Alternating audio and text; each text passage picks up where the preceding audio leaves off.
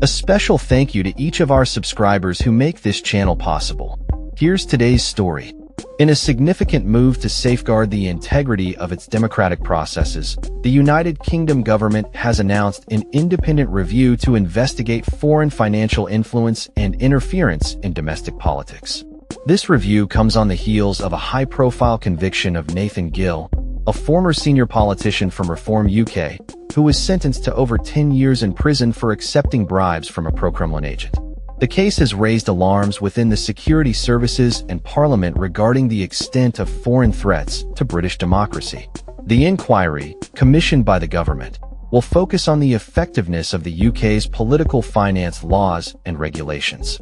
It aims to ensure that the current framework can adequately identify foreign influence in political funding and assess the effectiveness of existing safeguards against illicit funding streams, including the increasingly popular cryptocurrency donations. The review will also evaluate the rules governing all political parties and the enforcement powers of the Electoral Commission. Communities Secretary Steve Reed, while announcing the review, emphasized the gravity of the situation. He stated, "The facts are clear.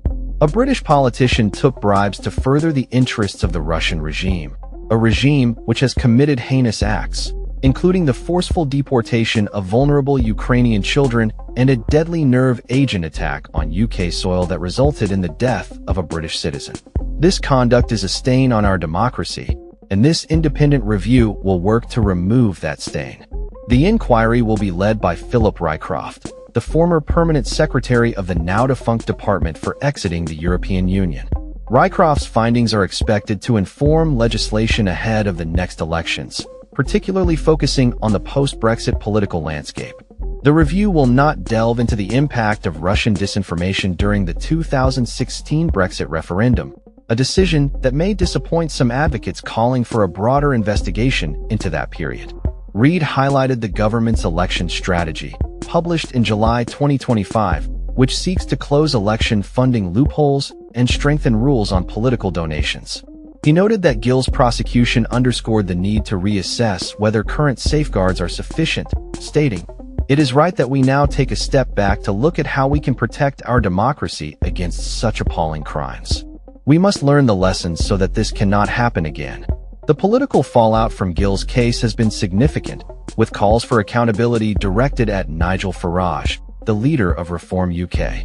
Farage described Gill's actions as a bad apple and condemned his behavior as reprehensible, treasonous, and unforgivable. The inquiry's announcement has prompted discussions about the need for internal investigations within Reform UK to uncover any possible links to foreign influence, a suggestion Farage has declined to pursue. Opposition leader Sir Keir Starmer has also expressed the urgency of addressing foreign interference in British politics. He authorized an urgent review into the extent of this interference and is preparing to propose changes to donation rules. The review, which will be completed by the end of March, is expected to result in significant changes to how political donations are managed and regulated. The inquiry comes amid a broader governmental effort to combat foreign interference in elections, especially from states like Russia and China.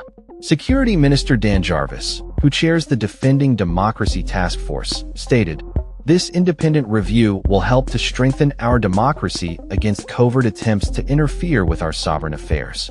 It will rigorously test the financial safeguards we currently have in place and ensure we have all the tools necessary to disrupt and deter threats.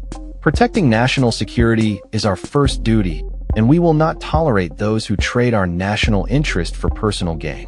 As part of the government's counter-political interference and espionage action plan, intelligence services will provide security briefings to political parties and issue guidance to election candidates regarding suspicious activities. The government also plans to collaborate with professional networking sites like LinkedIn to create a less hospitable environment for espionage activities. The recent developments have sparked a renewed debate over the integrity of the UK's electoral system, with many calling for stricter regulations to prevent foreign interference. Conservative MP Paul Holmes welcomed the independent review, emphasizing that protecting the integrity of the democratic system is a nonpartisan issue that affects public trust in elections.